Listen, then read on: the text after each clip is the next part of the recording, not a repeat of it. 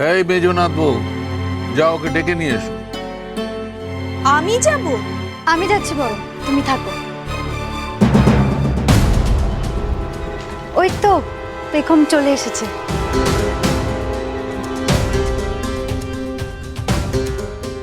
বধুয়া, আমি কিন্তু খুব অভিমান করেছি, তুমি একবার ওই বুড়োটার কাছে এলে না। তুমি জানো তোমাকে দেখে আমি কত খুশি হয়েছি, আমার নতুন করে আবার বাঁচবার ইচ্ছে হয়েছে। তাছাড়া বাড়ির সকলে একসঙ্গে খাওয়া দাওয়া করছে, এখন তো তোমাকেই দেখছি না। বাবা, তুমি যখন থেকে এসছো তখন থেকে আমার মাথা একেবারে খারাপ করে দিচ্ছে।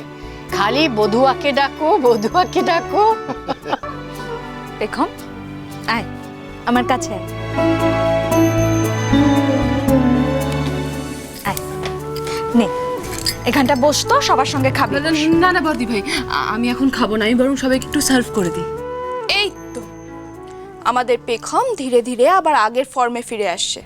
আচ্ছা পেখম, তুমি যে সার্ভ করবে বলছো, কে কোনটা খেতে ভালোবাসে, কে কোনটা খায় না, সেসব মনে আছে তো?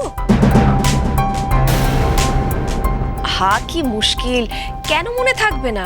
এটা কোনো কথা হলো? হ্যাঁ আচ্ছা ঠিক আছে, দেখা যাক, এটা তো একটা মেমোরি গেম। পেখম, এই যে এতগুলো ডিশ রাখা আছে, এর মধ্যে একটা দাদুর ফেভারিট ডিশ আছে, বলো তো কোনটা?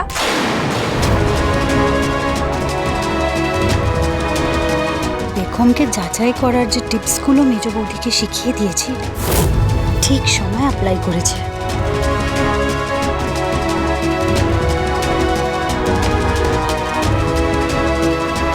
বাহ, দুজনের মুখ দেখে মনে হচ্ছে আচ্ছা ফাঁসান ফেসেছে।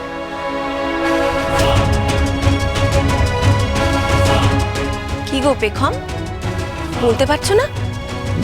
এর মধ্যে সব ভুলে গেলে?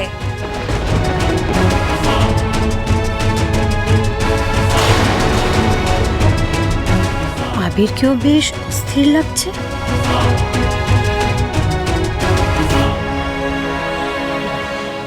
মেজ বৌদি প্লিজ, তোমরা আবার পেখমকে নিয়ে প্রশ্ন তো শুরু করলে। হ্যাঁ তাই তো, এখন এসব ছাড় তো। দেখছিস তো মেয়েটার মন শরীর কোনোটাই ভালো নেই। ওমা, প্রশ্ন উত্তরের কি আছে, এমনি জিজ্ঞেস করলাম। ও তো বাড়ির সবার খেয়াল রাখে, আর তাছাড়া ও তো ট্রমায় ছিল, ট্রমায় আছে, মেমোরি লস তো হয়নি না যে সব ভুলে যাবে। আচ্ছা এসব কথা এখন থাক, অনেক রাত হয়ে গেছে, বাবার এখনো খাওয়া হয়নি। তোমরা সবাই খাওয়া শুরু করো।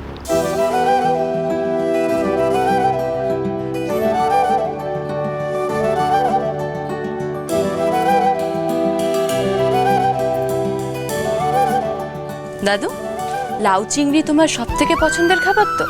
এই তো বধুয়া, সব মনে আছে। বধুয়া সোম থেকে রবি প্রতিদিন সন্ধ্যে 7:30টায় স্টার জলসায় ও ডিজনি প্লাস হটস্টারে।